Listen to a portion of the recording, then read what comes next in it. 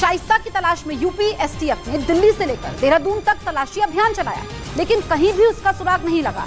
अब दावा यह है कि शाइस्ता प्रयागराज के ही एक बंद मकान में मौजूद है और इन दिनों अपनी इद्दत पूरी कर रही है। इस बीच शाइस्ता का मोबाइल फोन बंद है, जिसके चलते उसकी सही लोकेशन ट्रेस करने में परेशानी आ रही है। दरअसल इस्लाम धर्म में पति की मौत के बाद पत्नी को 4 महीने 10 दिन की इद्दत पूरी करनी पड़ती है।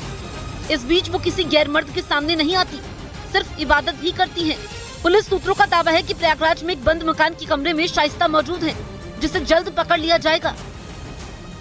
यूपी के मथुरा में एक दुकान में आग लग गई। मेडिकल शॉप में भीषण आग लगने के बाद अफरा तफरी मच गई। कड़ी मशक्कत के बाद आग पर काबू पाया गया। आग लगने की वजह का पता अभी तक नहीं चल पाया। बखमूत की लड़ाई आखिरकार अपने अंजाम पर पहुंचती दिख रही है। यूक्रेन की जंग में सबसे लंबी और सबसे भयानक लड़ाई बखमूत में ही लड़ी जा रही है, जहां 9 महीने बीतने के बाद भी, हजारों सैनिकों के मारे जाने और घायल होने के बाद भी लड़ाई का कोई नतीजा नहीं निकल रहा। लेकिन अब बखमूत की जंग क्लाइमैक्स पर पहुंच गई है और यूक्रेन का कहना है कि उसने बखमूत में रूस के सैनिकों की हालत खराब कर दी। अपने दावे को साबित करने के लिए यूक्रेन की सेना ने एक वीडियो भी जारी किया, जिसमें बखमूत में रूस का एक सैनिक यूक्रेन से अपनी जान की भीख मांगता नजर आया। वो यूक्रेन की सेना को सरेंडर करने का इशारा करता दिखा। फिर यूक्रेन की सेना ने एक ड्रोन पर पर्चा लिखकर रूस के सैनिक को भेजा। उस पर्चे में लिखा था, ड्रोन के पीछे पीछे जाओ। यूक्रेन का मैसेज पढ़कर पहले तो रूस का सैनिक नहीं माना, लेकिन उसे अपनी जान ज्यादा प्यारी थी, इसलिए उसने पाला बदल लिया और पागलों की तरह ड्रोन के पीछे दौड़ना शुरू कर दिया। और फिर यूक्रेन ने उसे हिरासत में ले लिया। इस वीडियो के जरिए यूक्रेन ने यह दिखाने की कोशिश की कि उसने तो बस रूस के एक सैनिक का हाल दिखाया। रूस के ऐसे कई सैनिक हैं जो बखमूत से भाग खड़े हुए हैं। क्योंकि यूक्रेन ने दावा किया कि उसने बखमूत में रूस के कब्जे से इलाकों को छुड़ाना शुरू कर दिया है, इसलिए रूस के सैनिकों को यूक्रेन के हाथों मारे जाने का डर सता रहा है। यही वजह है कि वो बखमूत में मैदान छोड़कर भाग रहे हैं।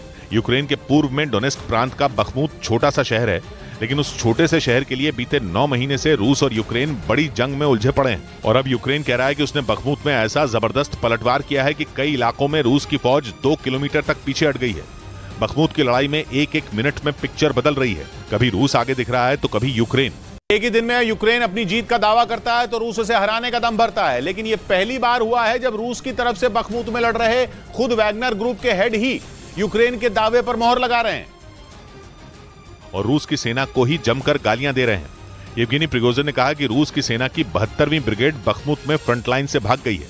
इस वजह से यूक्रेन को वहां कब्जा जमाने का मौका मिल गया है और वैगनर ग्रुप पर मुसीबत टूट पड़ी है। ये वही येवगेनी प्रिगोजिन है जो मार्च में बखमूत में जीत के दावे ठोककर अपनी छाती पीट रहे थे। तब तो उन्होंने बखमूत के 80% हिस्से पर वैगनर ग्रुप के कब्जे का दावा तक कर दिया था। लेकिन मई आते आते प्रिगोजिन पूरी दुनिया के सामने अपनी सरकार पर ही बरस पड़े। उन्होंने बगावत छेड़ने की धमकी दे डाली। कह दिया कि 10 मई को वैगनर ग्रुप के सभी सैनिक बखमूत से निकल जाएंगे, क्योंकि रूस उन्हें लड़ने के लिए हथियार ही नहीं दे रहा। मगर फिर वो मान गए, लेकिन अब वो फिर रूस की सेना को खरी खोटी सुना रहे हैं। पाकिस्तान के गृह मंत्री राणा सनाउल्लाह का बड़ा बयान सामने आया। उन्होंने दावा किया कि वो इमरान खान